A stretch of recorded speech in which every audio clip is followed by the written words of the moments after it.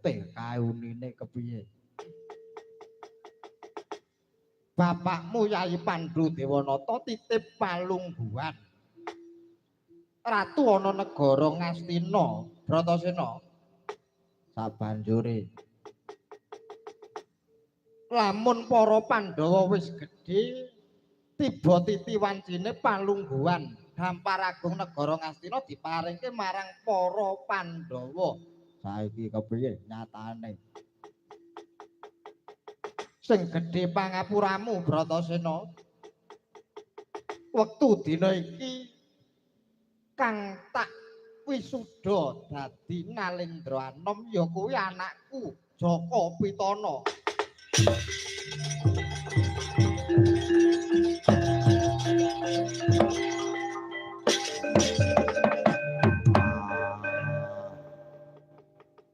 Yen to pancen mangkono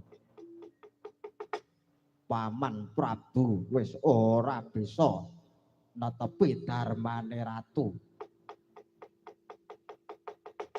Darmane ratu sabda Pandhita Ratu witan kena wola-wali nek ya nek ora ya ora.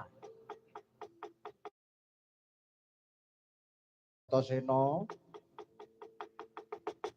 jeneng ingsun uga ora mangerteni lamun para Pandhawa isih sugeng. Lamun para Pandhawa anak-anakku para Pandhawa isih urip sing gedhe pangapuramu.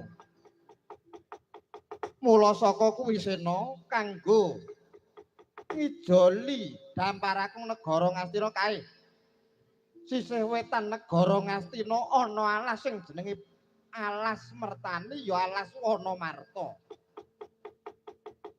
Kae babatana kanggo muktine sak sedulurmu para Pandhawa ya Ngger Bratasena.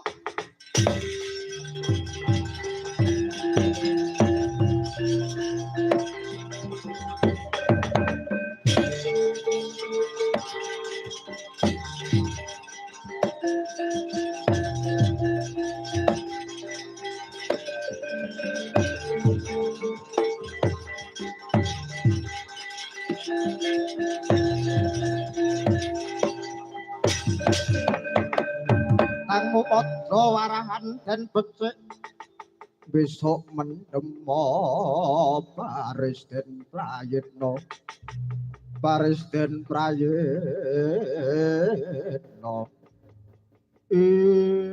Ngger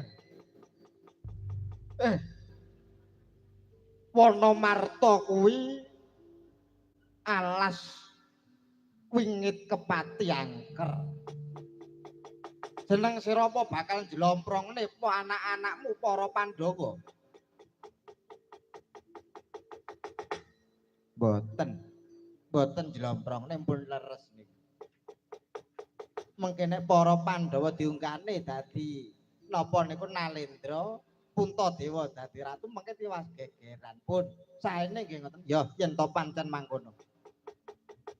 Ning welingipun eyang ora bakal melu cawe-cawe bab perkara iki. Sandangen dhewe karo para Kurawa kae.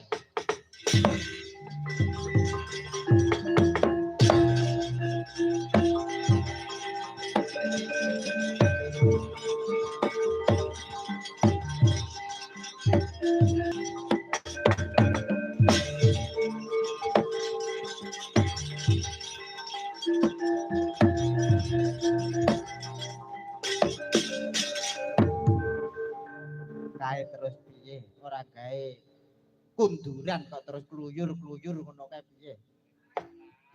Lah, kae ngono pegel ngono atine. Sengkuni ki omonge ya ana yane wis ora kena dipercaya. Pandhawa jere mati, Pandhawa jere dadi awu nyatane apa meger-meger ke lho. Lekno mripatmu lekno. Kleruku manggon ana ngendi? Nyatane bale si gala-gala wis lebur dadi awu. Wah, aku ya wis moh cawe-cawe. Eneng apa-apane sangganen dhewe temuni.